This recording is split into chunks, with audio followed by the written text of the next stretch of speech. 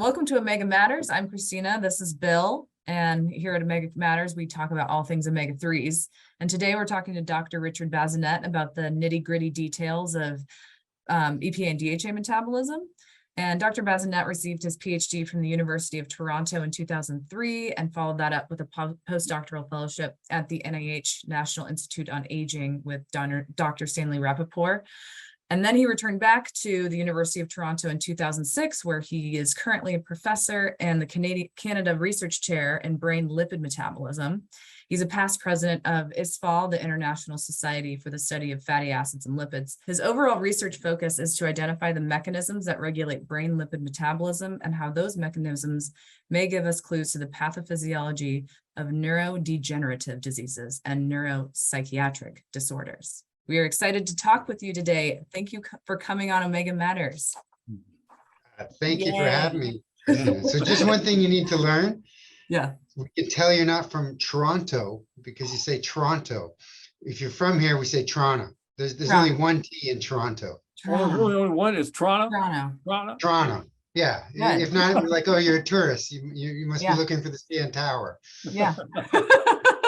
Toronto. Yeah, Toronto. You got it. You got it. It's kind of like Louisville. Yeah. Well, hey, this is great, Richard. Thanks for doing this. Yeah, and unfortunately, we're not going to on this podcast anymore, or this episode. We're not going to talk about the brain side so much, although that's really fascinating too. What we're really interested in this time is work you've recently published with Adam Metherell and others in your group, looking at the conversion of EPA to DHA or DHA to EPA. And there's always been this kind of big question mark about the whole pathway of producing EPA and DHA in the first place. And then there's this interconversion stuff. So let me just give you the mic and let you talk about how you got interested in this and walk us through in fairly, good detail where you're at now, what you've discovered about that. Yeah. So even though we're not going to talk about the brain, we did it in the context of the brain. Oh, okay. We're interested in how PUFA's EPA and DHA get into the brain, and this connects, I think, all our fields together, right? At some point, we back up into the blood. Then, how do they get in the blood, the liver, the adipose, and how do they eventually get anywhere? It's the diet, right? So we're all kind of working the same way, and at some point, we branch into the heart or the brain. So that's how we got into it. But the way we there's kind of two questions, and I'll start with the second one, even though I'll introduce the first one. It's that, ALA to EPA to DHA, how does that pathway work? How fast? How much can you get? The other one's a funny one, right? It's always been a little funny. It's when you give these pure DHA supplements or these pure sources of DHA, which we can now get, that EPA goes up. And a lot of our colleagues have called that retroconversion. Mm-hmm. And so this was somewhat of an accident. We've got a new toy in the lab, and I take my camera and turn it around and show you because it's right there. But if I do that, you'll probably lose the connection.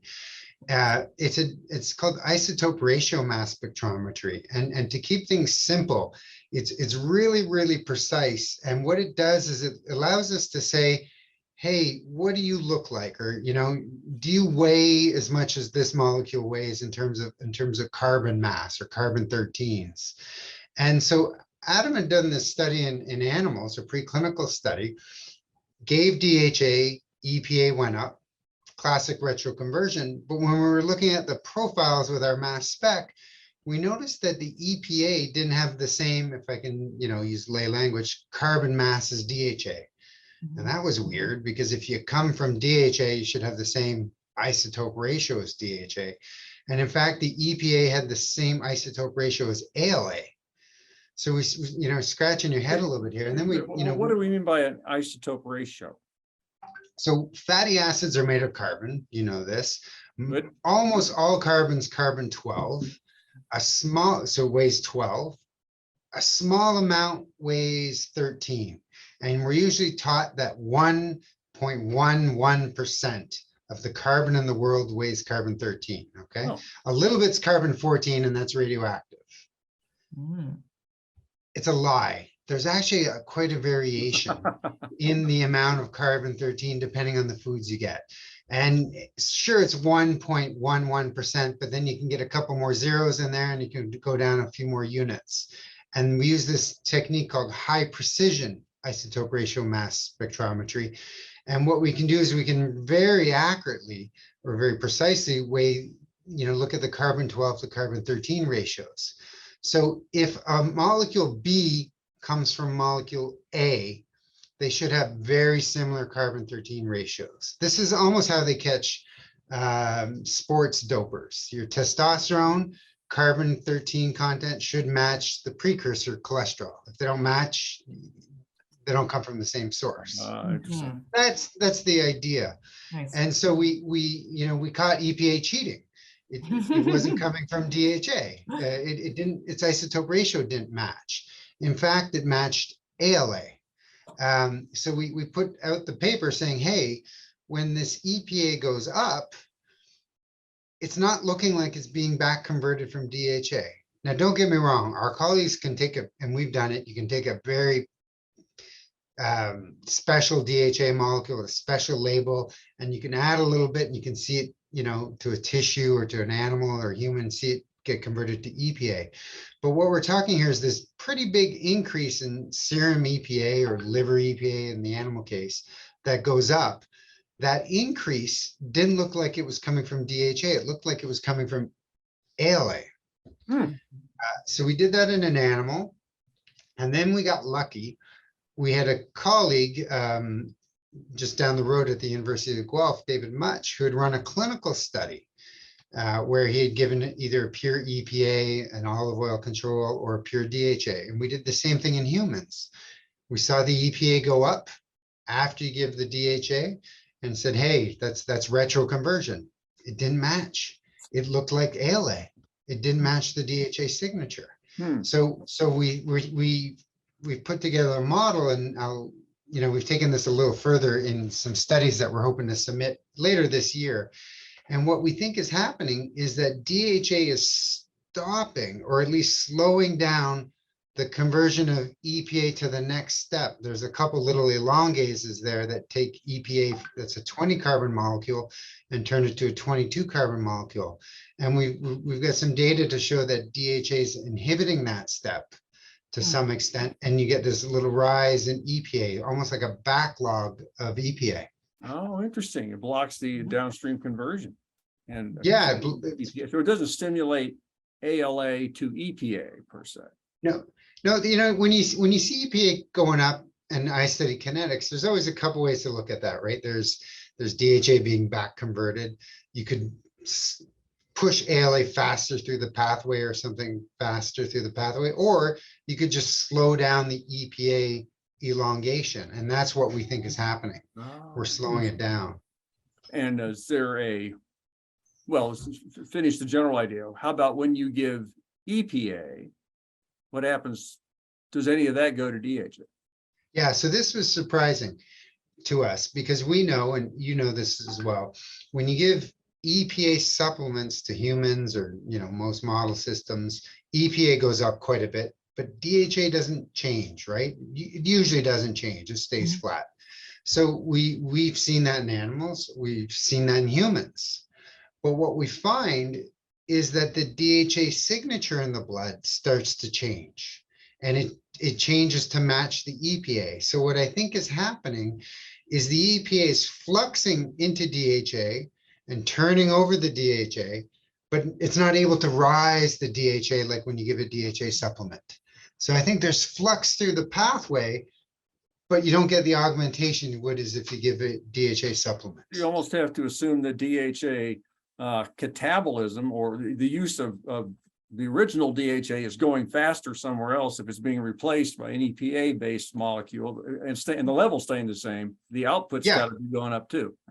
That's exactly what we think. We think that you can maintain a steady state where your DHA consumption by the body is matched by the EPA's ability to be converted to DHA and replace it. So you get this nice steady state level. That, so EPA would, in a sense, accelerate DHA catabolism and then replace it. Not accelerate it. but it matches it.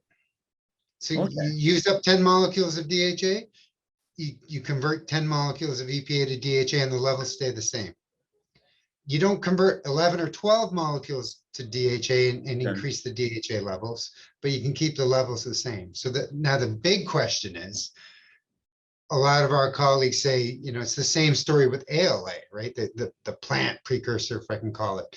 Yeah. It doesn't increase DHA. So what I really want to know is, do we see the same thing with these isotope ratios? If we gave a really special isotope ratio of ALA to humans for a while, would the DHA take on that isotope ratio? No. I don't know that answer, Hmm. but my working hypothesis is yes, but we won't increase the DHA. Do you have to have to get a good isotope ratio signature? Do you have to have something made special, an ALA made special for you? So we used to, okay, and this is where we stumbled across this really precise instrument. So we used to do, isotope studies. You'd buy them, they're expensive. You usually give one dose and then you kind of, take a couple samples. But with this instrument, it brought me back to high school plant biology. Whoa. Where you have, literally, where you have C3 plants and C4 plants, okay? I didn't learn about that in high school biology. You didn't learn about that. Well, C3, C4, well, it's different generation. I don't know what's that mean. Okay, so one of the plants, C4, and they use this weird word, does not discriminate against carbon-13, uses a pathway to make its molecules like glucose and other ones, and they fix carbon dioxide, right? One of them takes a little bit more carbon-13 in it than the other. C3 takes a little less. What? One plant or one kind of plant? One type of plant, C4 plants. And this gets interesting. Almost all the plants in our diets are C3, so they're relatively low in carbon-13. A couple are C4 that are higher in carbon-13. And the couple that are higher, one is corn, which isn't that much use to us directly, and the other is sugarcane. Where this does become useful for us is, you've bought some pure DHA before, I assume? Where does it come from? Algae. Where do you feed your algae? Sugar. Sugar. Sugar. Where do you get sugar? Sugarcane. Sugarcane or Yeah, so the two sugar sources, high fructose corn syrup, or corn sugars, and sugarcane are these unique plants. So if you buy your DHA from the US, which happens to use these corn sugars to feed their algae in their vats, the DHA has a higher carbon-13 content than our European friends. So I can tell the difference between a DHA molecule, depending on whether it comes from fish, whether it comes from a C4 plant or a C3 plant, or an algae, which isn't C3 or C4, that was fed sugar from a C4 plant. And that's what we're taking advantage of with this technique. So you mentioned fish. So what are fish eating? They're not eating sugar. No, they're not. The fish end up somewhere in the middle for reasons that I can't fully explain, but the carbonate in the ocean gets kind of a moderate enrichment, somewhere between what I would call the C3 plant, the C4 plant, they're in the middle. But the point is, to a biologist, they would look at the molecule of DHA from these three sources and say, it's the same, right? It's the same. To a chemist with an instrument like mine, they're not the same. One has more carbon-13 than the other, and the other one has more carbon-13 than all of them. Wow. And that's what we're able to play around with this new method. Why is this so important? Well, isotopes are so expensive, right? To do these studies, it's so expensive. But buying foods from the US or Europe isn't that bad. And we're able to push forward with that. Wow. Can you make so you can make an EPA from with sugar? Yeah. Yeah. So, do that? So what we're doing, we haven't done it with EPA yet. But what you do is you buy a DHA either from fish or an algal source that was fed beetroot sugar. That's what the Europeans do, because that doesn't have a lot of carbon-13. Or you buy one from the US that was fed to some sort of corn sugar, And so you can feed one to people, and then when you feed the other, you can watch the carbon-13 change over time, and you can calculate the turnover and the half-lives. Wow. Oh, So we've done a little bit of this in humans. We've done a lot of it in animals. We should have a lot of papers coming out, and we got some funding to start pushing it further into humans now in the near future. Wow. So when people say I can take I can take DHA and get all the EPA I need, that's not necessarily true. It's tricky. Now, I don't know what this means, right? So you take DHA and you slow down the metabolism of EPA. right. Okay. Is that good or bad? I have no idea. Right. Obviously, it's not that bad, right? It's not detrimental, but what does it mean? So I'm going to speculate here, and you're allowed to beat me up a little bit on this, but I think it's DHA's way, that was hard to say, DHA's way of saying, hey, stop, there's enough of me. You don't need to make me anymore. And so DHA, and we've done a fair amount of this work, and we've isolated the elongases, and when you add DHA, you can show they inhibit the elongase, and we've got one of the elongase knocked out, and it recapitulates the increase in EPA. So I think this is a starting point of a conversation of DHA feedback inhibition. It's like, okay, you got ALA that can make me, you got EPA that can make me, or you can take me directly. Well, we're taking enough of me directly, let's stop making me. And what I'm interested in is talking about that in terms of a starting point for a DHA requirement as a conversation. The point at which DHA says, stop making me, it means something, right? It's So if you could do a series of, I have a series of animals or humans with different levels of starting DHA. Yeah. And give them more and more until this conversion stops. Yeah. Say that's a spot. Yeah, and so I don't know where that spot is. In the study we did in humans, we got samples from a colleague, we had 3 grams of DHA. So EPA went up. That's not surprising, right? Where is that sweet spot? I think that's a big question that I want to know the answer to. No. So if you gave 2 grams, gram and a half, 1 gram, half a gram, where does that? Very interesting. 500 milligrams, 50 milligrams, like where does it start to happen? Yeah. And so just to back up to the ALA, to what extent can ALA really provide the omega-3s we need? Yeah, so we haven't done that yet with our isotopic technique in humans. In animals, it works well, but animals get criticized, right? Everybody says animals are super converters. So I'm going to go off on a little tangent now because we did a study that nobody's ever read. So I always like to tell people about this study.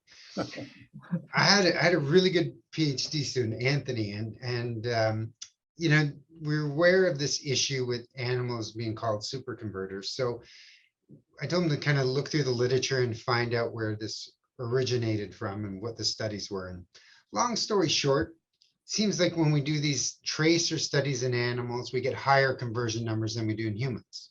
It's fair. But we also use different methods in animals than we do in humans, right? In animals, you get a little more invasive. In humans, you give a dose and you really take a couple blood samples. So we pretended an animal was a human and that we could just do the study like it was a human.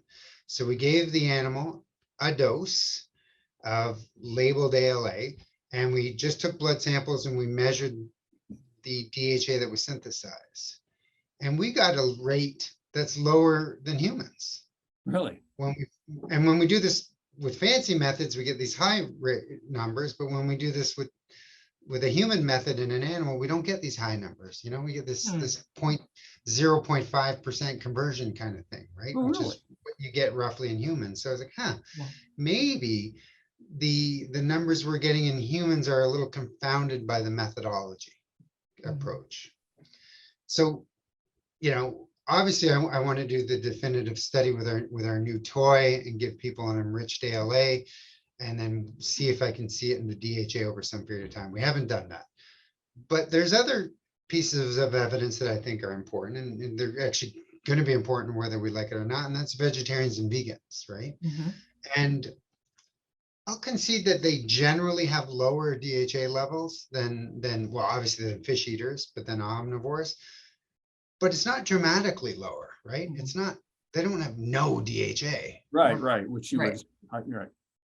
Yeah, so if the more extreme views that were terrible converters are true, you'd expect them to have really low levels, right? So, but they don't have really low levels.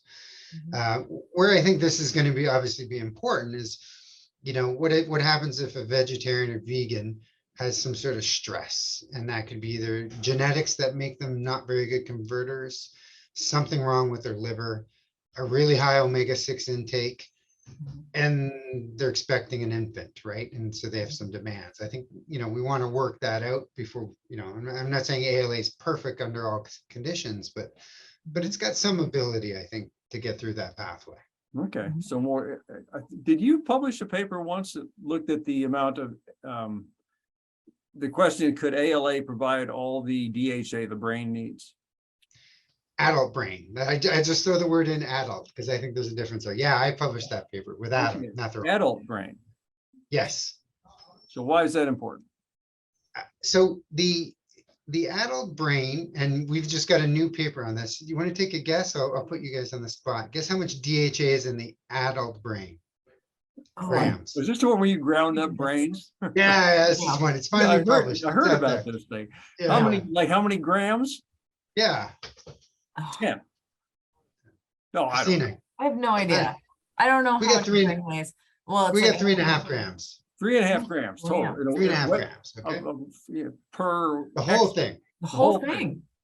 Yeah. We got half, and then we multiplied it by 2. Fair enough. Okay. And we got 6 of them, and it was hard to do. We had to develop a method to grind them up because you worry that you don't get homogeneous samples, and we worked this out a lot. And we did everything in triplicate, each sample in triplicate, 2 internal standards. We're pretty good. There's a range, right? Yeah. Some of them were a little less than 3, some of them were just over 4. We got 6 samples, but that's the rough range. Nobody was 12, nobody was 2, kind of thing. How much arachidonic? But the same, just a little less, a fraction less. Okay. The big ones are oleate, stearate, palmitate, then DHA. Yeah. Okay. So of the polyunsaturates, DHA and arachidonate are the big ones. But So of the fatty so you'll acids, see that- never mind. yeah, you'll see this a lot. People will say DHA is the most abundant fatty acid in the brain. PUFA in the brain, right? Most abundant PUFA. That's fair. Yeah, Yeah. it is. Yeah. Well, and so you guys just did this because you just said somebody's got to do this, huh? Yeah, somebody's got to do this because what we had was brain regions, and we knew how much was in them. So it was a gram, and if you assume the brain weighs 1,300 grams, people would multiply that out, and they had reasonable estimates, right? And then there were some infant brain samples that we had better numbers, but it's different.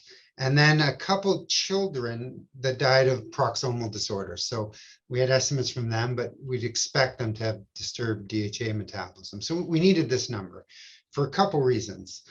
One is because my colleagues at the NIH and some of our friends, Norm Salem, Stanley Rappaport, were able to use this PET imaging technique where they made special labels of DHA and they watched it go into the human brain.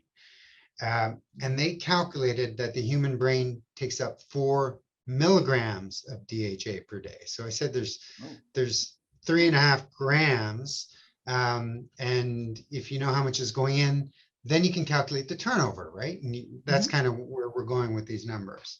But when my colleagues published that number of how much DHA was going into the brain, and they got 4 milligrams, above 4 milligrams, it surprised me because this is something I was waiting to see.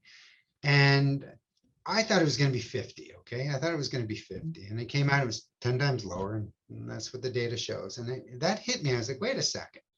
That's not as much as I thought it was going to be. That's not a lot. And then the question became, how much do you have to eat to get 4 milligrams a day? And that's, I don't have that answer. But what we laid out in that paper was arguments around, you know, with the data we have about how much you'd eat. So obviously you got to eat at least 4. to get 4, right? But how much more do you need to eat? And so we took a look at some data. It's not perfect data, but how much is stored in our adipose? And you start to see numbers like 20 or 30 grams, right, in people's adipose. And wait a second, that's thousands of times more than the brain needs. So that could be a big supply for the brain. And what I love about the adipose is it releases fatty acids like DHA in the free form. And I think the free form is the form that gets into the brain. So that's just kind of cute, right? It's a nice little system. Cute. Yeah, cute setup. What a coincidence, huh? Yeah, what a coincidence. What a way to do that. So we started to then say, okay, well, let's talk about this low conversion rate, right? This low conversion rate of ALA to DHA. Why is it low? Because it's, let me call it 1%, okay? That's one of the numbers that's out there in the literature. So it's 1%. 1% is a low number. It's just 1 is low, right? But I think the question was framed the wrong way. Yeah. It's not how much you can convert, it's how much you need. And so this 4 milligrams per day of uptake was a starting point for how much the brain needs, okay? And that number was low. If you get a low conversion rate, but you only need a low amount, maybe you've got enough, right? And so that's how we frame that paper. And there's still a lot of questions out there. If you eat 10 milligrams, is that enough for the brain? How much does the rest of the body get compared to the brain? Lots of little things we don't know the answer to. But our argument was that if some of these low intakes and low conversion rates might be enough for a low brain requirement. Yeah. Interesting. That's provocative. Yeah. We're all thinking we need more and more DHA to help reduce risk for Alzheimer's. That's a different question. Yeah. Disease, when you get diseases that could change requirements or your ability to synthesize these things, that would change. And that's why I threw the word adult in there. We'll come back to this because our brains are done, right? They're not growing anymore. Yeah. We've got that 3.5 grams there, and every day we consume about 4 milligrams, sorry. Goes away, And we replace it. And that's kind of what we're doing. But the infant has to lay down that 4 grams, right? And they've got to do that somewhere starting in the 3rd trimester till about 2 years of age, plus minus a little bit. So they've got to lay down and accrete DHA and turn it over while they're doing that. So they've got a higher demand for DHA, I think, than healthy, normal adults do. Yeah, interesting. And then, I think the math becomes different, and is the low conversion rate enough to do that? Yeah. Great. And the last point I'll make is when we do these preclinical studies with low omega-3 diets, right? The liver changes, the heart changes, the blood changes, everything changes, but the brain just a little bit, right? And we're usually doing omega-3 deficiency. If you give the animals a little bit of ALA, that little bit sometimes doesn't become statistically significant. Sometimes it is, sometimes it isn't. But the brain's got this priority, right? It wins. It's almost like, when we do that thing, if you took 10 milligrams a day intake and the brain needs 4, sometimes I wonder if the brain gets the first 4. Yeah. I don't know that to be true, but I suspect it's biased in what it gets. Yeah, it probably is. Well, this is good. We probably better wrap up. And very, very helpful discussion. I appreciate you helping us understand the new paradigm of conversion of EPA and DHA back and forth, and how your new little toy, which sounds like you're getting a lot of play with that toy. Yeah, it's a fussy. It's called it's a GC, which instead of connected to an FID, though, we combust the fatty acids and turn them into carbon dioxide. And then we just measure the weight of the carbon dioxide really precisely. So our detectors are useless in that they can only measure carbon dioxide, but they can tell if it weighs 44 or 45 kind of thing, if there's a carbon 12 or carbon 13. So it gives us this high precision. Oh, interesting. Very cool. Yeah. Okay, my Great. friend, thank you very much for doing this. Well, Yeah. thank you. That was fun.